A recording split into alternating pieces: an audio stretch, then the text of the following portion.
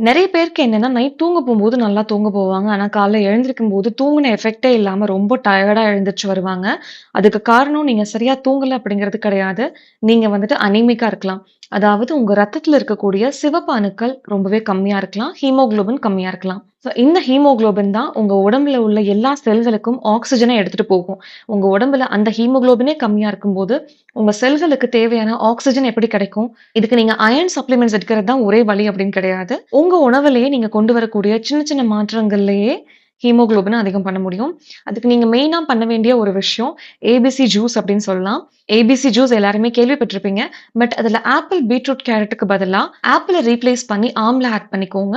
அந்த பெரிய நெல்லிக்காவ போடும்போது அதுல நெறையவே விட்டமின் சி இருக்கு. உங்களுக்கு டைஜஷன்ல ஏதாவது ப்ராப்ளம் இருந்தது அப்படின்னா, அதுல ஒரு குட்டி பீஸ் இஞ்சியும் வந்துட்டு ஆட் பண்ணிக்கோங்க.